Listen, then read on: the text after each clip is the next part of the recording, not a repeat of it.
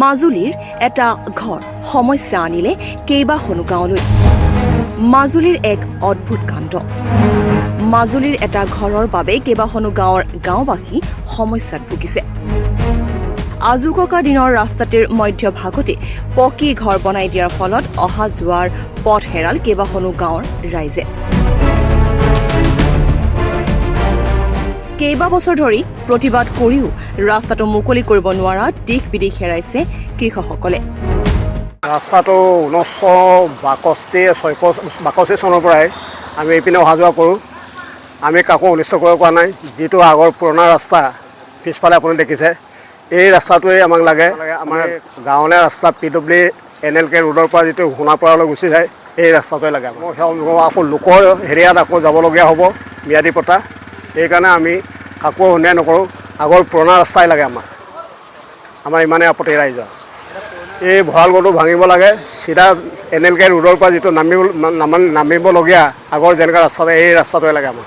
ৰাস্তা আমাৰ ৰাইজৰ পক্ষে কৈছে, ৰাইজে বিচাৰে, দুই পক্ষ আমি নামানো। ৰাইজে যি বিচাৰে তাকে কৰিব লাগিব। আনহাতে পথ সংৰক্ষিত স্থানত বনোৱা ঘৰটোৰ গৃহস্থক হাজাৰবাৰ ৰাইজে কোৱাৰ পাছতো বাট এৰি নিদিয়াৰ অভিযোগো উত্থাপিত হৈছে। অৱশেষত মাজুলী প্ৰশাসনৰ কেইবাগৰাকীও বিষয়া উপস্থিত হ'বলগীয়া হয় সেই স্থানত। প্ৰশাসনে দুই পক্ষৰ লগত আলোচনা কৰি কি ব্যৱস্থা লয় সেয়া হ'ব লক্ষণীয়। গৰু চৰা অৱস্থাত এনেকৈ আমাৰ ৰাস্তাটো ইয়াতে আছিলে, এই ভঁৰাল বনোৱা জেগাটোত। কাৰণ আমি সদায় গৰু চৰি পেলাই ইয়াতে উঠোঁ। এতিয়া আমি ৰাস্তা নাই। এতিয়া মই সোণাপাৰা মানুহে অহা যোৱা কৰিবলৈ ৰাস্তা নাই। এতিয়া আমি সদায় পাই আছোঁতো।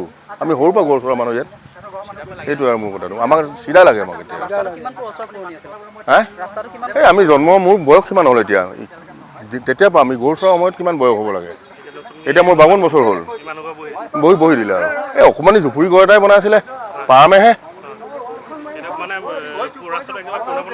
পোনে পোনে আছিলে, ধুনীয়াকৈ উলিয়াই দিয়া নাই আমাক। এতিয়া বন্ধ কৰি দিছে নহয় ৰাস্তা। বৰালটো ভাঙি দিলে আমাৰ ৰাস্তাটো ধুনীয়া হৈ পৰিব আৰু কাকো জামালা কৰিব নালাগে আৰু। চৰকাৰী হয়।